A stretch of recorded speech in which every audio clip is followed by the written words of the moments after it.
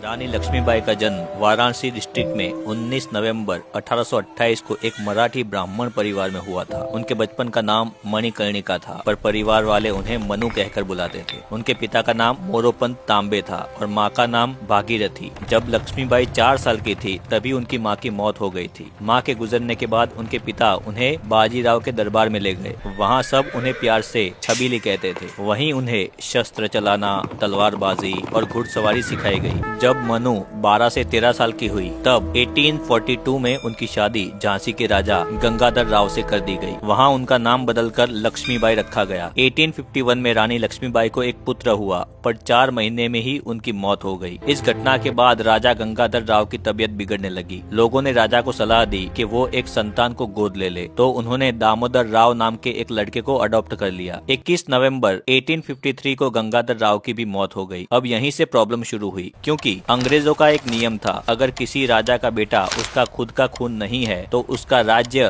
British के पास चला जाएगा। गोद लिया हुआ बेटा उसका उत्तराधिकारी माना नहीं जाएगा। ये रूल के कारण अब झांसी अंग्रेजों के हाथ में जाने वाली थी, लेकिन रानी कहाँ मानने वाली थी। उन्होंने लंदन की कोर्ट में केस फाइल किया, पर उनकी बात सुनी नहीं गई और केस को खारिज कर दिया गया। 7 मार्च 1854 को अंग्रेजों ने झांसी पर कब्जा कर लिया और झांसी का खजाना जब्त कर लिया। रानी से कहा गया कि वो झांसी का किला छोड़ दे। रानी ने मजबूरी में किला तो छोड़ दिया, पर झांसी शहर नहीं छोड़ा। वो अपने नए घर रानी महल में शिफ्ट हो गई, जो किले से कुछ दूर झांसी में ही था। रानी महल में रानी के साथ उसके पुराने वफादार सैनिक, सेवक और कुछ महिलाएं थी, जो उनकी पर्सनल सिक्योरिटी और सेवा में लगी थी। रानी के साथ उस वक्त उनके अडॉप्टेड बेटे दामोदर राव, उनके गुरु गुलाम गौस खान और कुछ लॉयल सोल्जर भी रहते थे। रानी ने युद्ध की तैयारी करना शुरू कर दी, लेकिन अंग्रेज भी चालाक थे। अंग्रेजों ने रानी पर निगरानी रखी हुई थी, लेकिन लक्ष्मीबाई हर वक्त किसी बहाने से लोगों से मिलती थी, झांसी की बातें करती थी और चुपके अपनी आर्मी ट्रेनिंग चलवाती थी। सबके मन में यही था कि एक दिन उनकी रानी झांसी फिर से वापस ले लेगी। रानी महल में एक बहुत बड़ा आंगन था, जहां औरतों को तलवारबाजी और घुड़सवारी रानी खुद सिखाती थी। शहर के पुराने सैनिक भी रात के अंधेरे में आते और आगे क्या करना है, कैसे करना है, क्या हमला करना है, क्या प्लान बनाना है, सबकी तैयारी करते थे। लक्ष्मीबाई खुद भी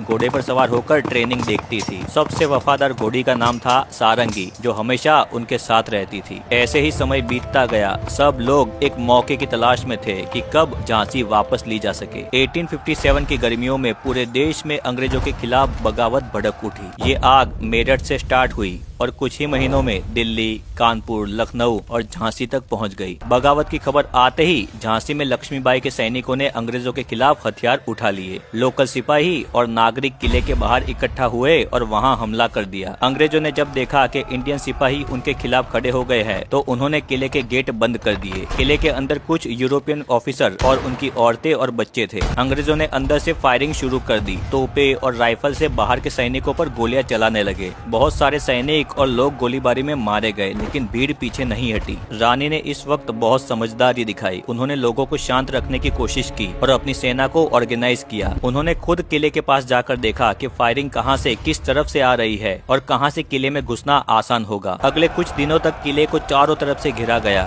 सैनिकों ने पानी के रास्ते बंद कर दिए और राशन सप्लाई भी रोक दी। अंग्रेजों के पास थोड़ा गन पाउडर और खाना बचा था, पर धीरे धीरे वो भी खत्म हो रहा था। अंग्रेजों ने दूर दूसरे ब्रिटिश कैंप को मदद के लिए मैसेज भेजा, पर कोई मदद के लिए नहीं आया। एक दिन किले के अंदर से फायरिंग रुक गई, तो सबको समझ में आ गया कि अंग्रेजों की गोलियां अब खत्म हो गई है। बाहर से सभी लोगों ने किले के गेट को तोड़ दिया और सब लोग अंदर घुस गए। एक खूनी झड़प हुई, जिसमें कई ब्रिटिश ऑफिसर मारे गए और जो बचे थे उन्हें भी कुछ ही घंटों में मार दिया गया। ये घटना इतनी तेज हुई थी कि कुछ ही दिनों में झांसी फिर से रानी के कंट्रोल में आ गई। ब्रिटिश रिकॉर्ड में तो इसे झांसी मैसेकर लिखा गया है, पर झांसी के लोगों के लिए ये तो था आजादी का पहला बदला। उस दिन रानी ने झांसी के किले पर अपना झंडा फिर से लहरा दिया। उनके चेहरे पर शांति थी, पर आंखों में आग थी। उन्हें पता था कि अंग्रेज दोबारा लौटकर जरूर आएंगे। रानी ने काउंसिल बनाई। Ghulam Ghaus Khan chief of army training, Khudabakhsh artillery incharge, Kashibai और Sundar woman regiment commander, Rao Saheb और तात्या टोपे गुप्त संचार संभालते थे। रानी ने महिलाओं के सैनिक दल को दोबारा ट्रेन करना शुरू कर दिया। हथियार बनवाने के लिए वर्कशॉप बनवाई। किले के आसपास नई दीवारें बनवाई। राशन और बारूद अलग अलग स्टोर कर दिए गए, ताकि एक साथ सब सप्लाई बंद ना हो जाए। उन्होंने बुंदेलखंड के राजाओं को संदेश भेजा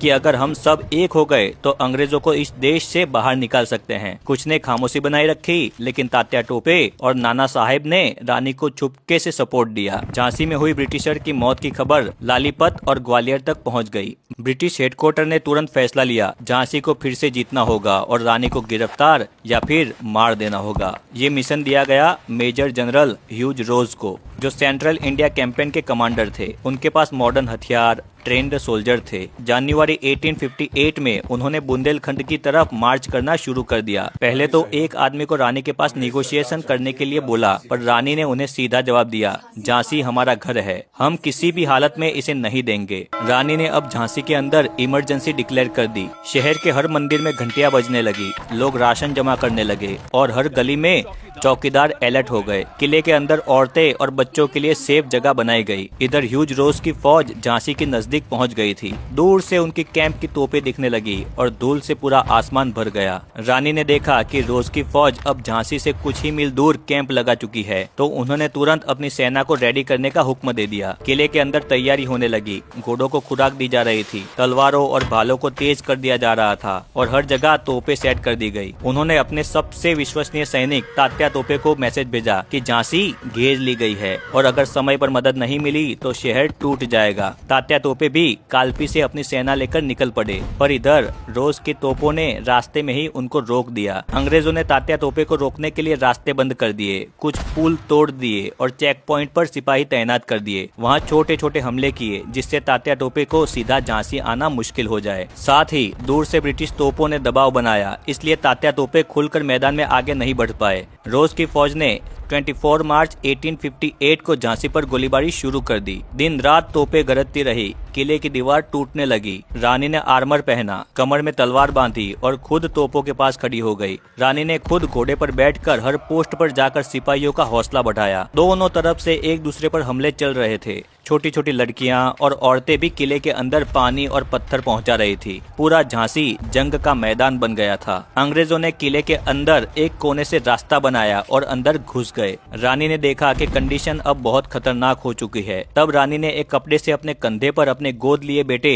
दामोदर राव को बांधा और रात के अंधेरे में अपने सबसे वफादार सैनिकों और कुछ घुड़सवारों के साथ किले के पीछे से निकलकर घोड़े पर सवार होकर वहां से निकल गई। रानी ने अपनी सारी ताकत झांसी से निकलने में लगा दी और कालपी तरफ वो दौड़ गई। उनके पीछे अंग्रेजों के घोड़े लगातार पीछा कर रहे थे, पर रानी ने बिना पीछे देखे अपना रास्ता बनाया। रानी ने यमुना के किनारे से कालपी तक पहुंचने में लगभग 2 दिन लगाए। कालपी में तात्या तोपे और राव साहब से मिलकर दोबारा रानी ने अपनी सेना बनाई, पर इधर भी रोज की आर्मी पहुंच गई थी। इधर भी बहुत लंबी लड़ाई हुई। दोनों तरफ से सैनिक लड़ रहे थे। अंग्रेज गोलियां चला रहे थे और इधर से सैनिक तलवार से लड़ रहे थे। आखिर में गोलियों के सामने तलवार वाले सैनिक टिक नहीं पाए और कालपी भी हाथ से छूट गई। रानी लक्ष्मीबाई ने क्रांतिकारियों को एक साहसी और रणनीतिक सलाह दी। उन्होंने सुझाव दिया कि वो दुश्मन की सेना को छकाने के लिए ग्वालियर के किले पर कब्जा करे, जो सिंधिया के नियंत्रण में था। रानी वहां से भी अपनी सेना के बचे हुए लोगों को लेकर ग्वालियर की तरफ निकल गई। ग्वालियर में सिंधिया ने पहले अंग्रेजों का साथ दिया था,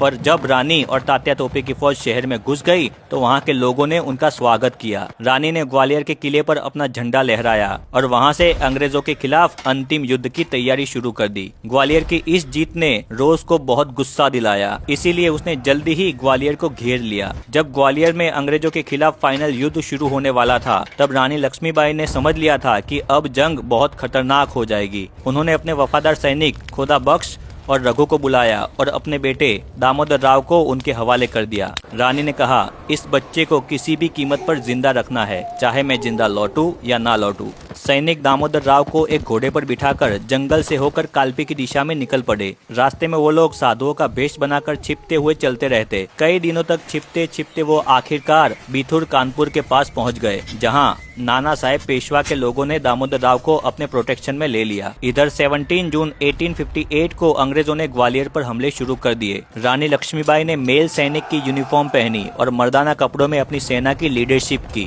और चंडी का रूप धारण कर अंग्रेजों के साथ लड़ाई शुरू कर दी। 18 जून 1858 के सुबह के समय ग्वालियर के पास कोटा के सराय एरिया में रानी और उनके सैनिक अंग्रेजों से भिड़ गए। रानी ने 2 तलवार लेकर घोड़े पर सवार होकर भयंकर प्रहार किए। उनकी तलवारबाजी देखकर अंग्रेज चकित रह गए। युद्ध के दौरान उनका घोड़ा पास के सोनरेखा नाले को पार नहीं कर सका। इसी पल अंग्रेजों के एक घुड़सवार सैनिक ने पीछे से रानी पर तलवार से जोरदार बार हमला कर दिया। ये घाव उनके सिर के दाहिने भाग पर लगा, जिससे उनकी आंख बाहर निकल गई। घायल कंडीशन में भी उन्होंने उस अंग्रेज सैनिक को मार गिराया जिसने उन पर हमला किया था। ज्यादा खून बह जाने के कारण रानी वीरगति को प्राप्त होने लगी थी। उन्होंने अपने सैनिकों को आदेश दिया कि उनका शरीर किसी भी कीमत पर अंग्रेजों के हाथ नहीं लगना चाहिए। उनके सैनिकों ने उन्हें युद्ध भूमि से उठाया और पास के बाबा गंगादास की कुटीर में ले गए, जहां रानी ने अपने प्राण त्याग दिए। वहां पर भी अंग्रेज पहुंच गए, लेकिन उनके पहुंचने से पहले ही उनका तुरंत अंतिम संस्कार कर दिया गया। जनरल रोज ने भी बाद में रानी लक्ष्मीबाई की प्रशंसा करते हुए कहा कि विद्रोही नेताओं में वो सबसे बहादुर और सबसे खतरनाक थी। रानी लक्ष्मीबाई ने अपनी प्रतिज्ञा पूरी की